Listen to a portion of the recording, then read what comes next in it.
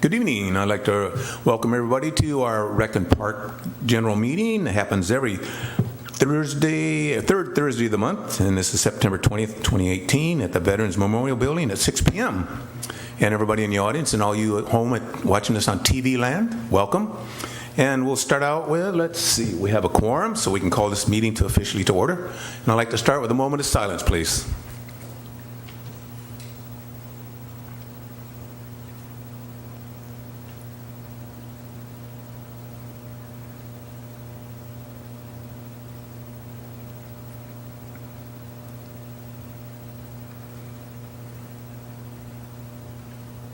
Thank you. And now let's have the Pledge of Allegiance. And Mike, would you like to lead us in the pledge? Get your broke in. Okay. I pledge allegiance to the flag of the United States of America and to the republic for which it stands, one nation, under God, indivisible, with liberty and justice for all.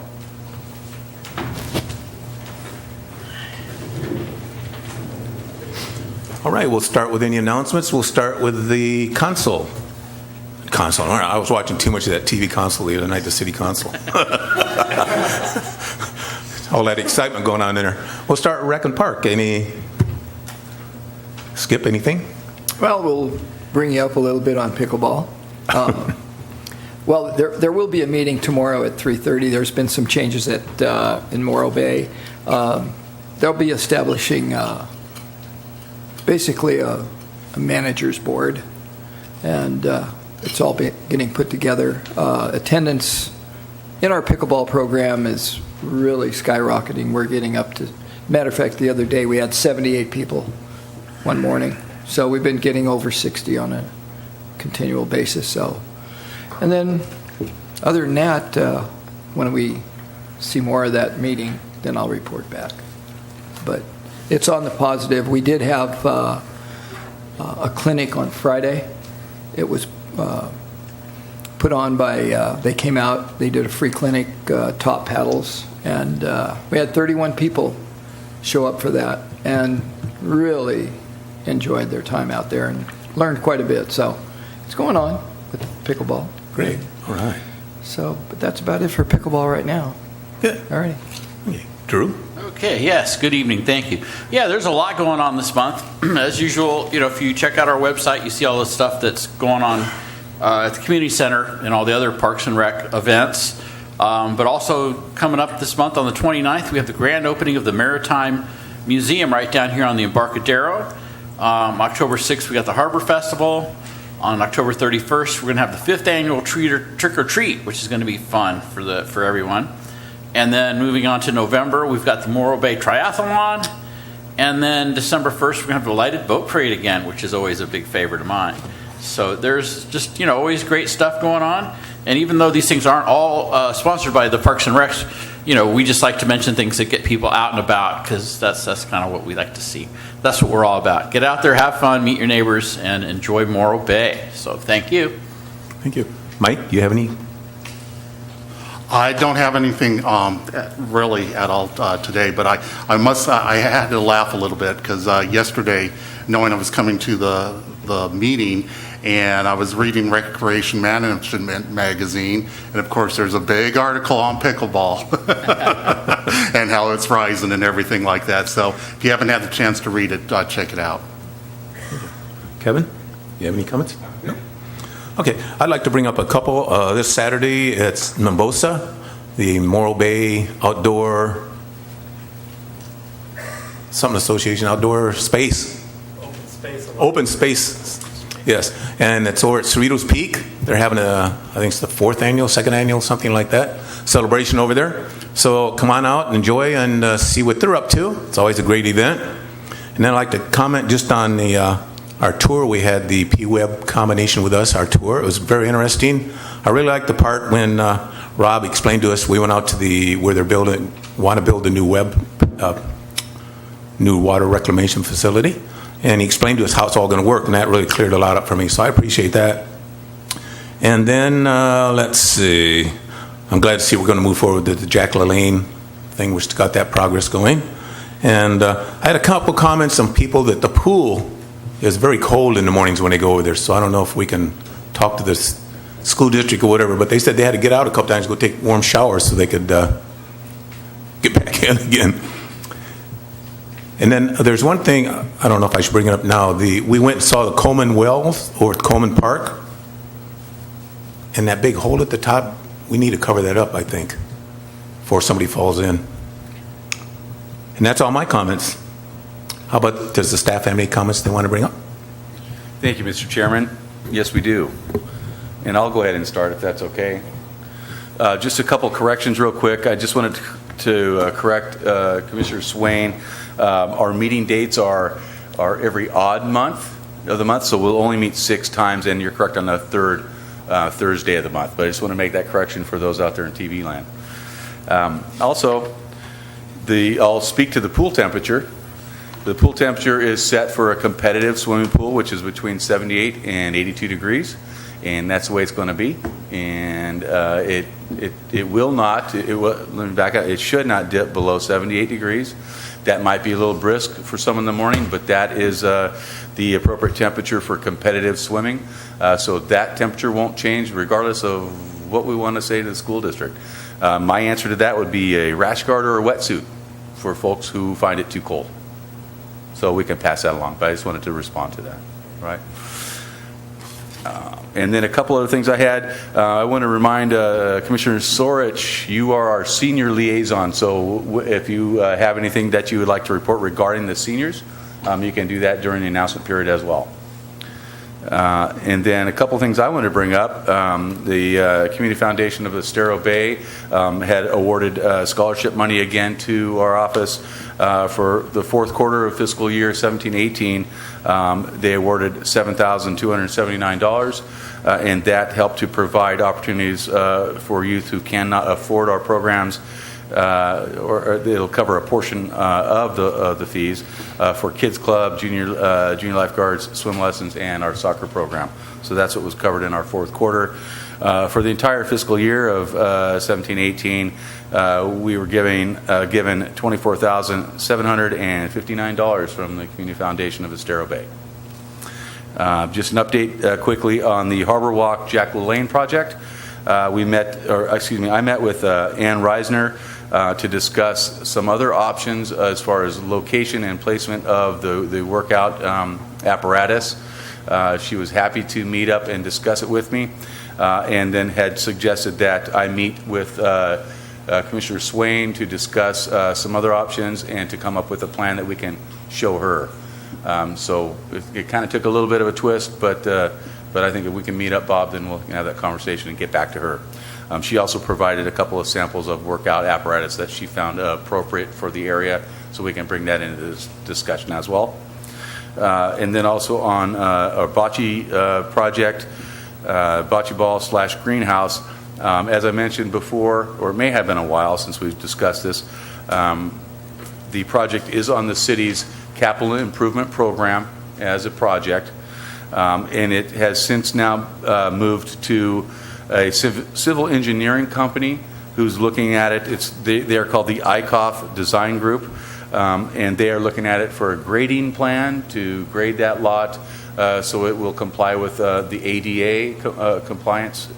And then once we take a look at their grading plan, the city will then discuss whether or not we want to do this type of work in-house or how we want to go forward with it. So that's the latest update on bocce. So we're baby steps, but we're getting there. And with that, I will turn to Angelica Gallardo if she's got some announcements. Hello, Commission. I have some announcements on youth services and special events. Kids Club school year is 2018-19 has begun. Our roster is full, but we're always accepting new families. This year, we have 13 staff members, and 8 of those 13 staff members have attended Kids Club or camp as children. So that, in my opinion, is a true testament to a successful program. Our goal is always to help develop these children in our programs in successful community members, and I feel that is what we've accomplished with that whole result. So far, Kids Club has offered childcare to families for Delmar Elementary's Back to School Night, and we also celebrated Patriots Day by making cards for local heroes. Teen Center has also seen a large increase in participation this year. They're averaging 30 to 35 teens a day. We're also very busy on Fridays when there's home games and any other sports events. This year, we had 20 teens sign up for our Teen Action Club. We have partnered with Morbay and Bloom to volunteer once a month, and this Saturday is our very first volunteer event. As October approaches, we are gearing up for our annual Morbay Trick or Treat event in downtown Morbay. We're working with Morbay Chamber of Commerce as well as John Elliott from Mike's Barber Shop. We are offering trick-or-treating throughout Morbay and all of the businesses. We have a bounce house, face painting, and other fun games. Our very own TAC will be out volunteering. Kids Club will be bringing the kids out for a field trip, and some recreation staff will be there as well. And for us in the sports world, we are currently on our fall hours at the Morro Bay Aquatic Center, which are Monday through Friday from 5:30 a.m. to 8 a.m. and from 11 a.m. to 1 p.m. Monday through Friday. We also have lap swim on Sundays from 1 to 4 p.m.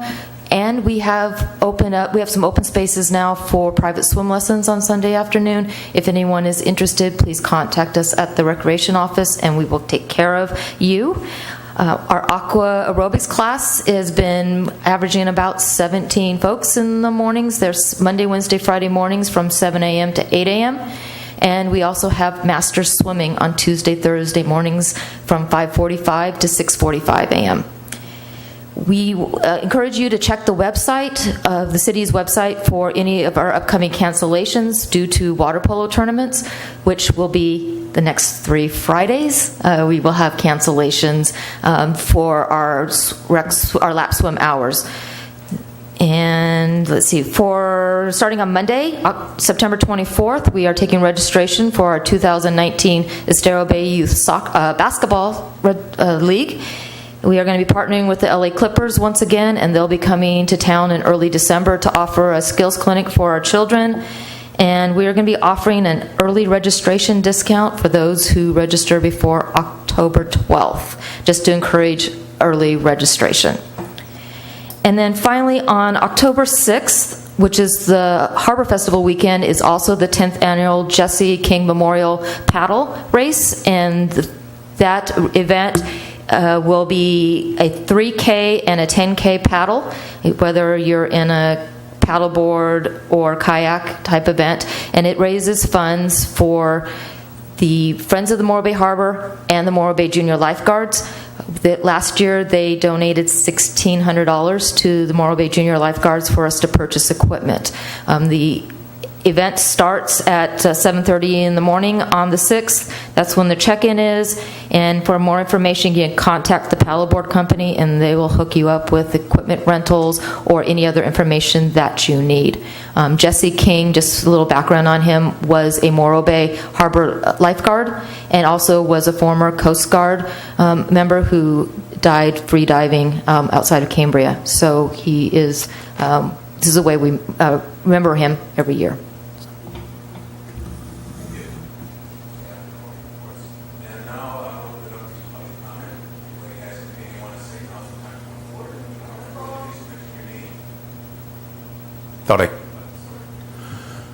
Sorry about that. So I want to open it up for public comment, and so that anybody wants to come forward, please mention your name and where you live.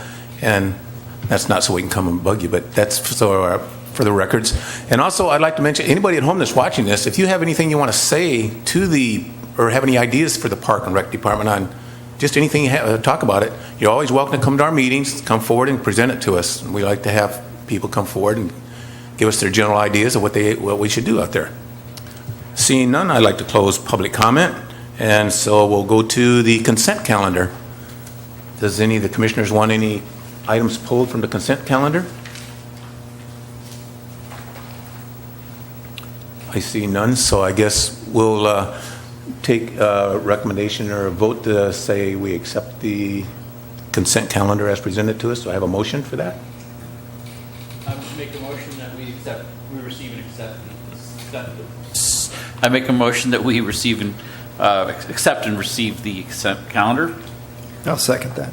I have a motion by Drew and a second by Skip. All those in favor say aye. Aye. Motion carries 5-0. And now we'll move on to business items. We'll turn it over to All To right. Karen? You guys ready? Okay, we're ready. All right. So our first program evaluation is our annual Labor Day Classics softball tournament. This year we had 13 teams with 3 from the Central Coast, and Henson's Tires of Morro Bay were the overall winners of the event this year. We also had the Morro Bay Lions Club out operating our snack bar for them to help raise money for their programs, community programs. There's one little error on the report on the expenses. The ASA fee total, the total is correct, but the math part, the formula, it was not 21 times 15, it was 13 times 45. Yeah, so we had 13 teams. The ASA fees for our to register our teams was $45 a team.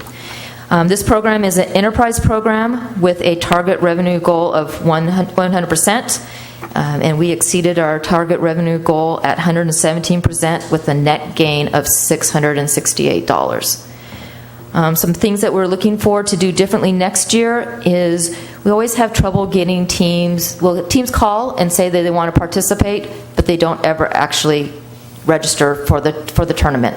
So we're looking at possibly doing some sort of non-refundable registration fee so that if they choose not to come, we still are going to have some sort of revenue, because we do have to plan for the number of the teams that we have on our list by ordering our equipment and our softballs.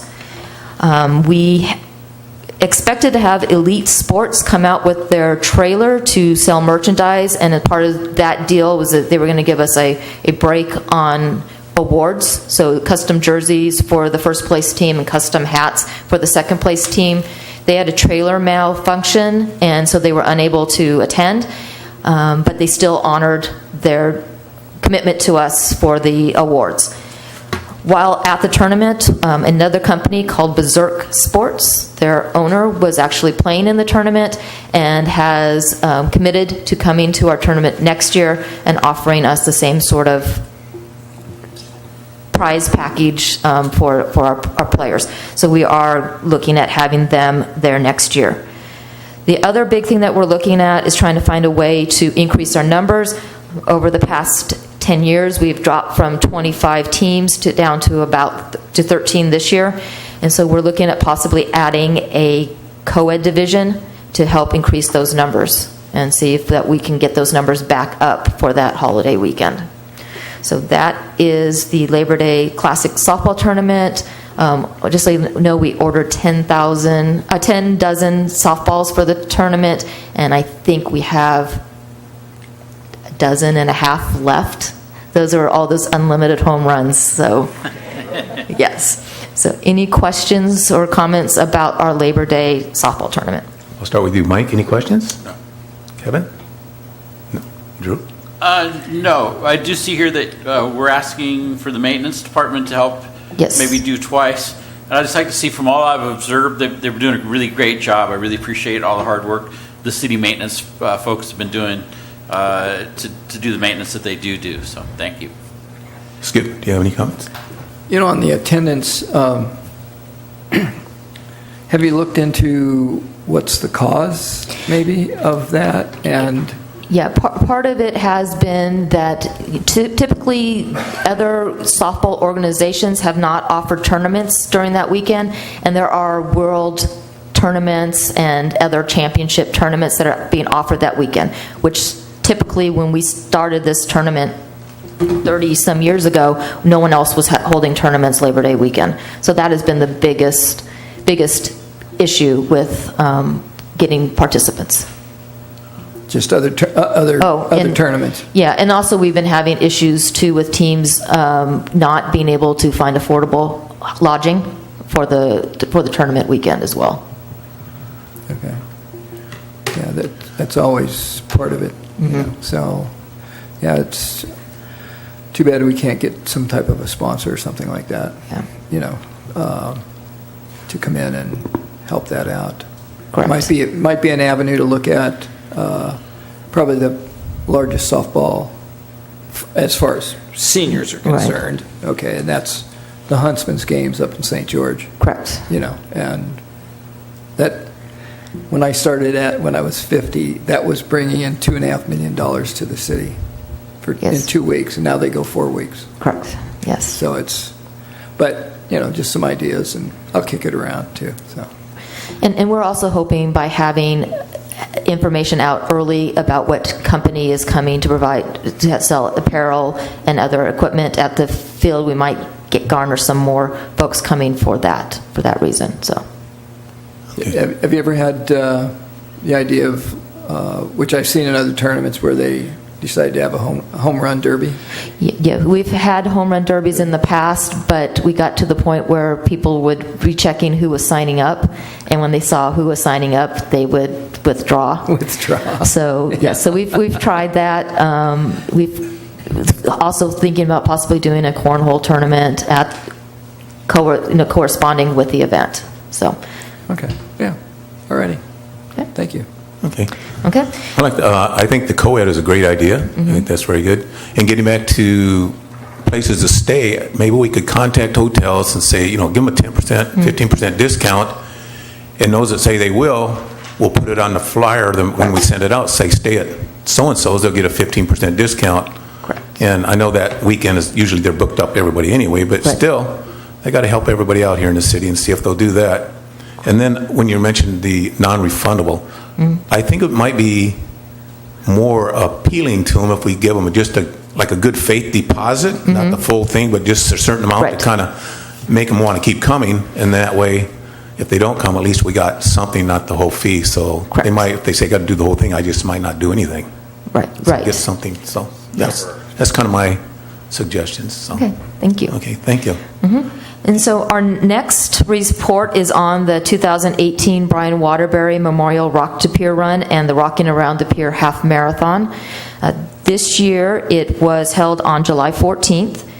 It was the 49th year for the Rock to Pier Run, and we had 826 runners and walkers who participated in that portion of the event. The participants' age ranged from 5 to 84. And our overall winner was Zachary Holt of Danville, and the female winner was Rosemary Lagunas of Los Osos. Our half marathon this year was the 7th year of that event. There were 322 runners registered, with 298 participating in the event. The age range was 14 to 77. And our overall winners have been repeat winners year after year. J.K. Lundberg of Fresno and Rebecca Cutler of Bakersfield are always there with a smile on their face and always there supporting us. And along with their whole entire running club from Bakersfield, they bring a whole bus over to our event. Our 2019 event is going to be on July 6th. Tentatively is our date, because we're concerned about it being too close to 4th of July, but it's the best tied, and it will be the 50th anniversary of the event. And as it being the 50th anniversary, we're looking to see if Terry Record, who is one of the co-founders of the event, might be able to come, or one of the members of the Waterbury family would be able to come to be our official starters for the event.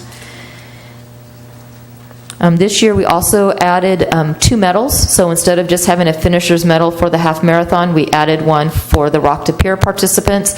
It was just the same medal, but a little bit smaller and a little different material, and it was very well received. Participants were really happy with that. We also had, new this year, we had a pre-wedding run. A bride and groom ran before they got married back at the beach after the event, and we had a wedding proposal at the finish line. So that was quite something that we haven't happened before. And we have pictures of, I think, both. So that would be interesting to do. We have a company that comes in and takes pictures for us as part of their registration fee, and participants can download the pictures for free. We had lots of local sponsors for our event, which was Shoreline Calvary Chapel, who provided our breakfast.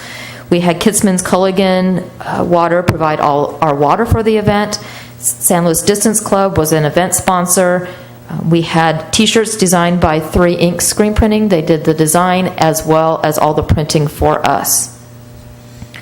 This event is a enterprise event, and we did recover cost. Our cost recovery was 121%. We had a net profit of $10,873. Our total revenues were $61,353, with our expenses being in the $50,000 range. We were going to want to work with the Chamber and the Visitor Center to help us get other activities to keep our participants here in town a little bit longer, because that will be, that's important for our community. We are part of the California Half and Full Marathon Series, as well as the Trail Runner Magazine Trophy Series, and we'll continue to be parts of those because they also help us with giving advertisement out on our events. Trail Runner Magazine puts out a calendar, and our event is always prominently on that, as well as the California Half and Full Marathon Series sends out email blasts frequently throughout, and as they get closer to the actual event date, they will highlight an event, and they've done that with ours.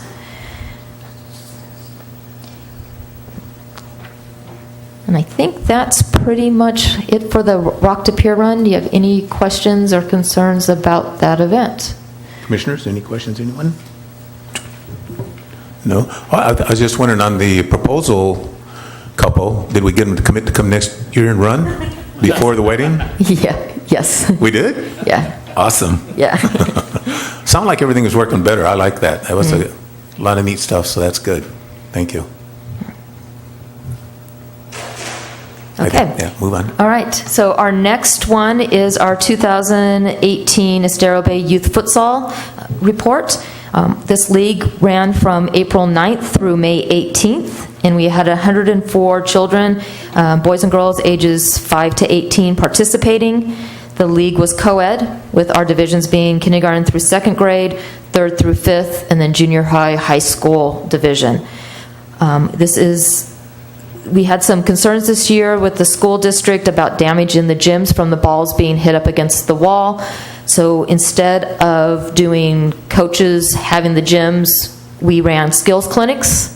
And the skills clinics were well received, but the coaches still want indoor gym time. So we'll be looking at that recommendation for next year and talking with the school district to see where they are on that, because we had minimal, if any, damage this year as a result of having it monitored and run by staff.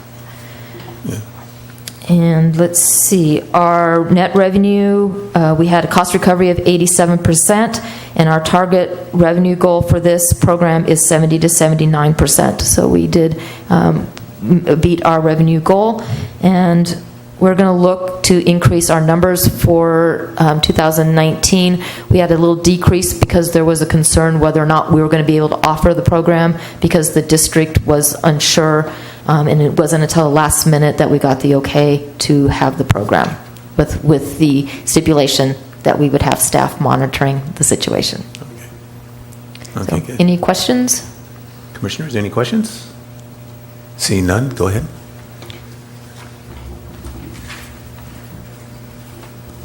All right, guys, it's my turn. I have quite a few. I promise I'll go quickly.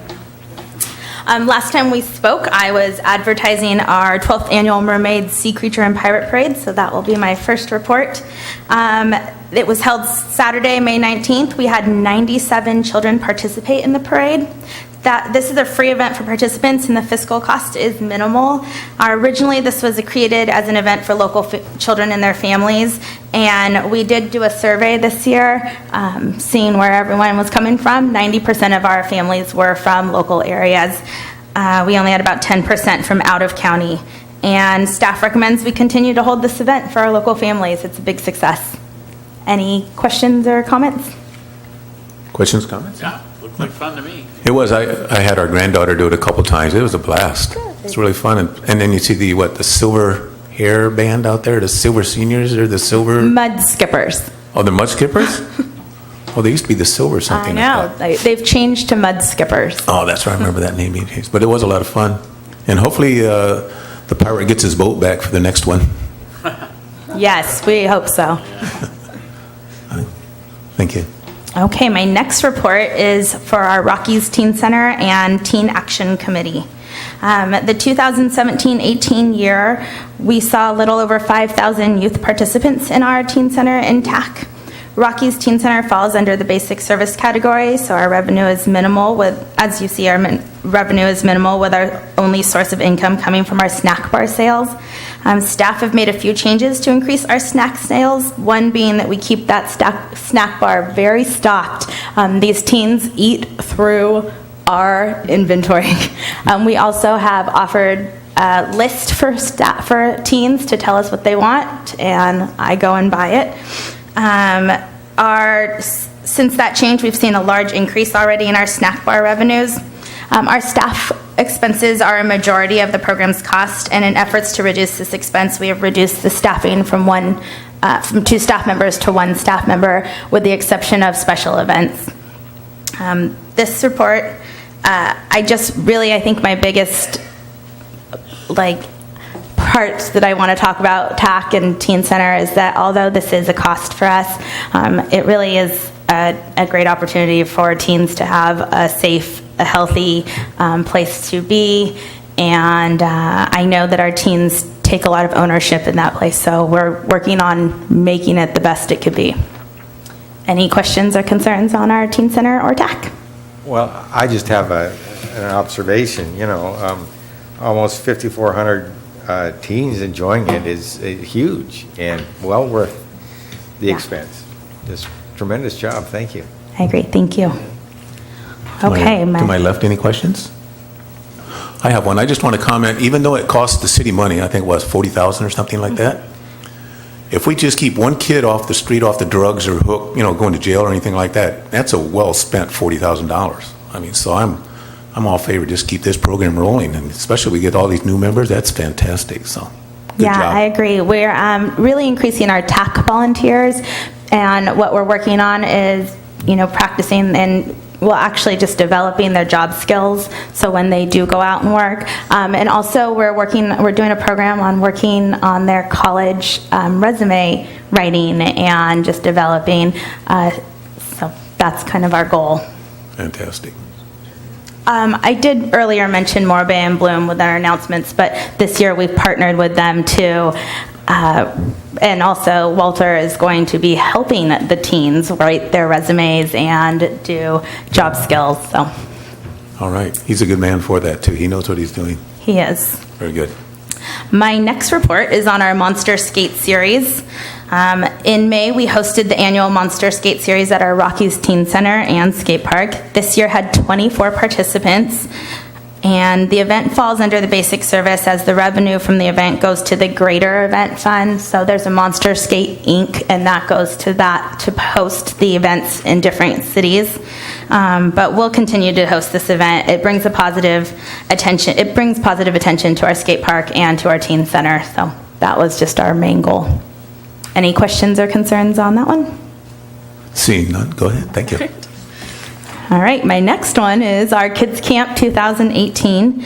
Kids Camp was a busy summer, but it was very successful. We ran for 8 weeks during the summer, and we're located out at Del Mar Elementary. On an average day, Kids Camp hosted around 60 campers, with a staff made of 35 counselors in training, which is our high school program that we work with. This summer, campers participated in variety activities. We had the possibility to swim at the Morro Bay Aquatic Center, which was a really great opportunity, as well as getting the kids to see the pool and to take swim lessons and learn the lifeguards. So, we also went to San Luis Obispo for movie days. We traveled all the way to Gilroy, up to Gilroy Gardens, and we even hosted our own variety show. Kids Camp falls under the merit service category, and this was met. Our program recovered 77% of its cost. Any questions or concerns on that one? To my left? No. To my right? No, we're good. Thank you. Okay, my next one is Kids Club. That's our before and after school program, and that ran for the school year of 2017-18. We're out at Del Mar Elementary. We offer before and after school care for all Del Mar Elementary students from transitional kindergarten to 5th grade. Last year, we helped 70 families. We had about 35 children on an average day. And we also, we try to do a bunch of things in the community. We celebrate, like I said, Patriots Day. We help at any of the school events, any family-oriented events that the city has, we like to participate in. This year, we recovered 79% of our cost as well. So. Very good. Any questions or concerns on that one? Questions? No. I'd like to go back to one thing on the kids camp when you went to Gilroy. Did you get to try the garlic ice cream? We didn't. They really like the frozen lemonades that they have there. Our Morro Bay kids aren't used to 90-degree weather, so they're pretty much melting the whole time. It's a good experience for them, see the other parts of the world. They do also think it's very stinky, so they... Okay, my very last report, I believe, is on our 4th of July Family Fun Day event. This year, staff hosted the Morro Bay Family Fun Day at Tidelands Park. The event included our annual skateboard race, the bike parade, and we also had our second annual, I believe, paddleboard parade. We offered a variety of entertainment. We had 2 bands, Cinders and Shameless, and we also had a family magic show by magician Chris Lopez. So that was a really great addition to it, and I think it wowed the audience. It wowed Kirk. So. We also had a vendor area where we had lions offering hot dogs and other goods. We had a shaved ice, popcorn. Harbor Department was out showcasing their boat. Fire Department had a ladder truck with the big flag, as well as doing hands-only CPR. And the police had their annual Dunk a Cop fundraiser. There were approximately 1,800 people in attendance. We had quite I think a good turnout for this year. It was a larger amount than last year. I think we have some changes we may make, but for the most part, we're going to keep it pretty simple. This is a basic service category, so our cost was high, but we also had some revenue. We had revenue from our vendors. We also had a carnival and bounce house where we sold wristbands. We made pretty good profit from that. And we had a couple donations from different organizations. So, any questions or concerns on our 4th of July event? Questions to my left? To my right? No, I think that's it. Thank you. All right, thank you guys. Do I need a motion to receive and file these?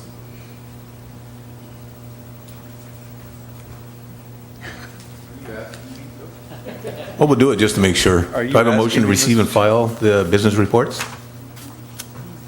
Yes, please. I'd like to make a motion that we receive and file the business reports. I'll second that. Motion is made and second. All those in favor say aye. Aye. Aye. Aye. Opposed? Not seeing none? Passes. Thank you. Let's see now, what do we have here? Future agenda items? We have one more staff report, Mr. Chairman. That's item C10. Oh, there it is. Okay, sorry about that. That's okay. Excuse me, because this one's going to be a little different than just receiving. We're going to have a discussion. So, my turn. This was an easy meeting for me. I have a fantastic staff here that takes care of this business, and they do a wonderful job. So I wanted to make sure I recognize these 3 ladies sitting up here. So this is a new event proposal, one that we agendized quite some time ago and re-agendized last meeting. With this, the proposal, it is open streets. But basically, with this came my staff report, which was really just taking a look and reading about some of the other events and some of the publications that we've seen, and trying to put this down in just a quick one-page synopsis, but something for us to be able to start our conversation with.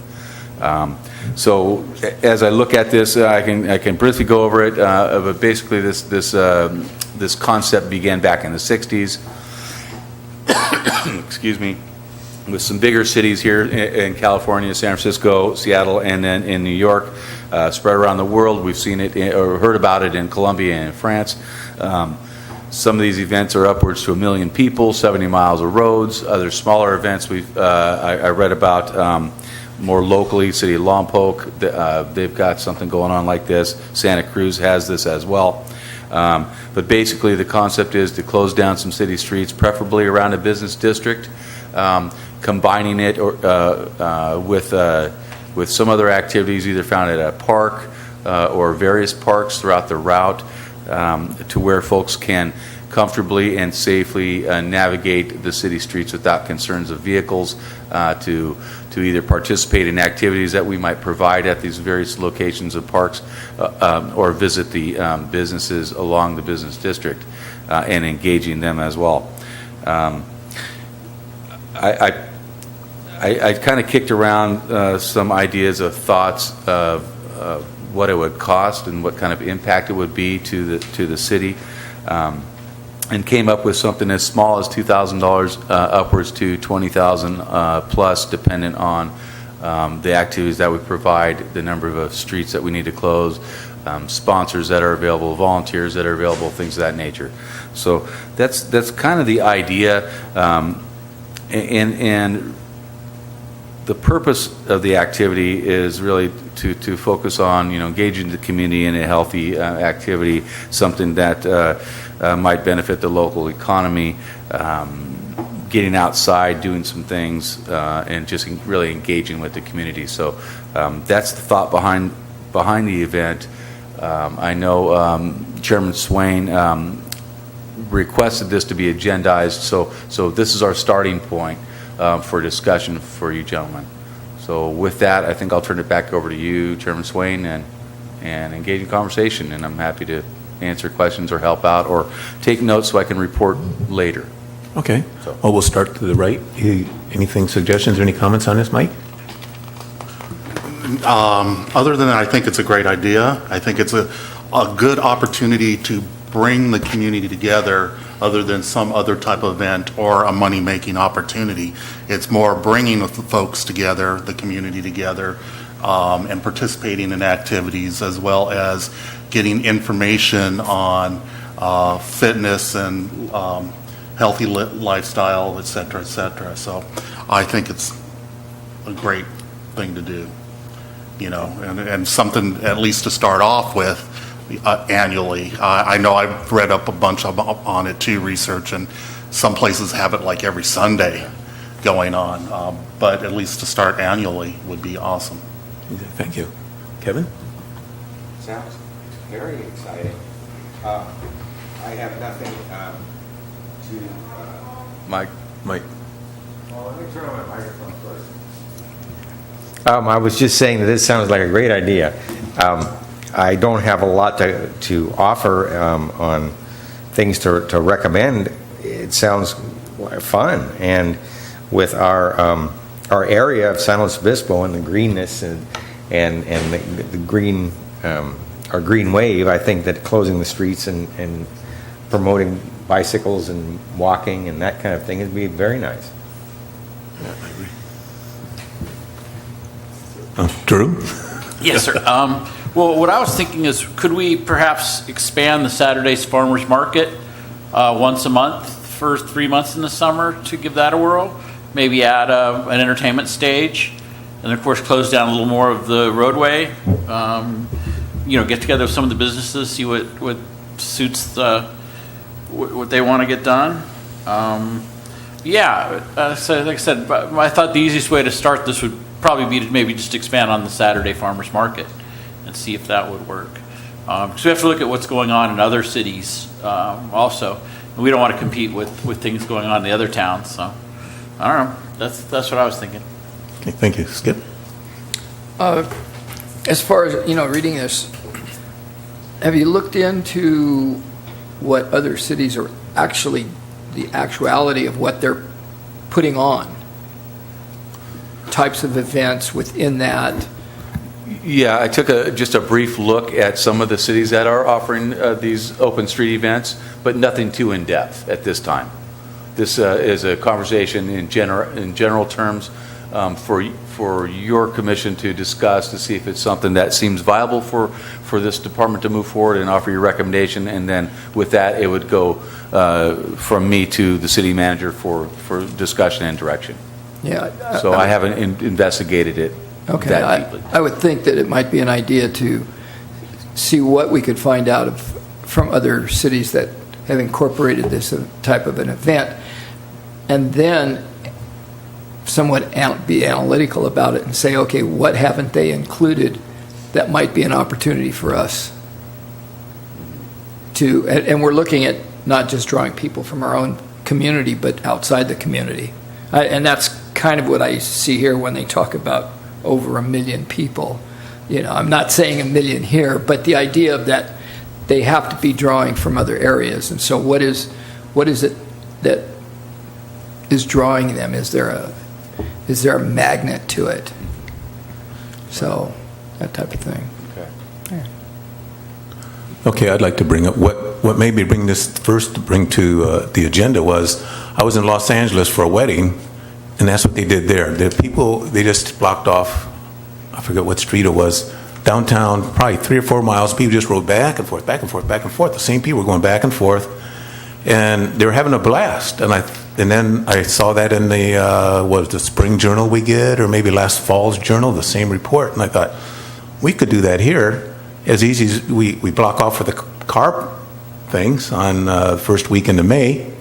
And so we could do the same thing, and we'd incorporate from the park down around through and back around, just have them ride around and have a picnic and all that. So I thought we could add all that in to make Morro Bay just as much fun as, well, more fun than Los Angeles. But sorry, LA.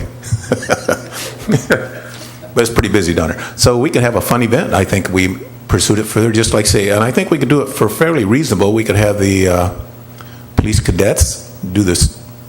A lot of the road things, that's all they had down there is like Boy Scouts and police cadets. So they had the road blocked off, and when a bunch of people get there, they cross the streets, they stop the cars and let the people cross, and they close it off again. So if it works in LA, it's got to work everywhere. I mean, LA, yeah. But it was a fun event. They just had a blast, and they didn't offer food or anything that I could see. But if we did that, I think that'd even be a better little picnic in the park and do the ride around and all that stuff. I think that'd be a good draw. So I'm all behind it. So it seems like everybody else is. So I think we should pursue it and just run it by and see what we can come up with and give it to the city manager and see what he says. Twist his arm. Yeah, very good. Just a couple of concerns from staff's perspective.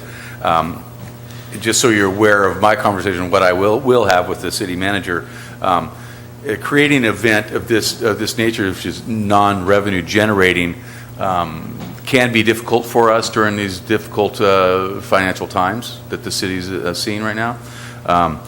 So with that in mind, I've got to be cognizant of how we spread our time and use our time within the department. So, you know, if this is an event that would move forward, we look at, additional funding for staffing. But also, I think it'd be more of a outreach to the community to look for sponsorships, which is real common with what I read about with this event. And you know, it's something that we would try and chase down. It's funny, you look out. You look out there anymore these days, and it seems like there's 1, 2, 3, 4, 5 events going on almost every weekend anymore, which is wonderful because there's so many things to choose from. But I think my point and what I'm trying to get at is we've got to take a look at this and make sure that we're using our resources wisely. So just as a reminder, as an example, we had our Amgen tour come through last year. And then we took some time to coordinate a couple ancillary events before that event came through. And one was a bike ride with the mayor. And, we put some effort into that, wanted to make sure that was successful. It was a simple event with a couple of booths around City Park and whatnot, and then a quick ride, which brought the participants back up through the finish line of Amgen. Unfortunately, we had maybe 20, 25 people attend. So that gave gave me a bit of hesitation when we started to talk about another bike event in town. Though that was completely different than what we're proposing right now, is just, again, an example, I think, of a bicycle-type event and how we could implement something like that to make it successful here. So just throwing it out there as something to think about as we move forward, and I move forward, having conversations with the city manager. So those are my comments. Well, I think what we need to do is emphasize more than bikes. It's walking with strollers with your kids, Yes. and just walking, and that's the bigger part of it than the bicycles, because a lot of people, especially, we got a lot of hills around and all that stuff, and they don't want to ride, but walking and pushing a little stroller with Yes. your kids in it, that's what we need to push, I think. Yes, I think, and I agree. That's what I had in my staff report. If you saw, I had riding bikes or scooters or pushing strollers or walking. Right. I had walkers in there too, and then I thought, maybe I'd take that one out. But, Yeah. but hey, you never know. You get everybody out there. I was thinking if we get maybe some food trucks at the park, I like that. we could get 10% whether they make it, however we work with them. They Exactly. get back to us, that offset some cost. Yes. And like I mentioned to you once before, if we get some people to set booths around the park, like little carnival booths for kids, and charge them 10 cents to throw a ball or whatever, Right. and, Yes. and they pay us so much to have their booth there, and a little PR work or whatever for them too. Right. So I think there's some ways we could make some revenue if we try. I agree. But once again, I know that takes staff and time. It does that. And yes. that's the draws, it's time. So we need some Right. volunteers to go out and do this. Maybe Yes. Well, very good. I would volunteer, but I'm asking other people, because I think it's a great thing. So I'm going to look to you, Mr. Chairman. We had our discussion, but I'm going to look to you for a recommendation. Okay. And we'll go from there. So do I have a recommendation that we proceed this a little further and see where, keep it on the boards, keep discussing it? I'll recommend that. Okay, this second? Yeah, I'll second that recommendation. Okay, we have a recommendation and seconded. All those in favor to continue the Appreciation Day or Family Day on the boards? Sure. Aye. All those in favor? Aye. Aye. Opposed? No. So, looks like it's keep it talking about it anyway. Very good. Thank Will you. do. Any other from the staff? I think we're good. Thank you. Okay. Any commissioners want anything on the future agendas? To get something on the future agenda, we need two members of the, 3 total. 3 total to say yes, they want to move forward with it. So do anybody have any suggestions on future agenda items? Seeing none, I think then we can adjourn this meeting. It's now 7:52. And 652, Mr. Oh, Chairman. okay. I better go to the doctor and get my eyes checked. Well, you said it was going to be long. I thought we were after 7. We did good. I hereby officially call this meeting adjourned at 6:52. Thank you.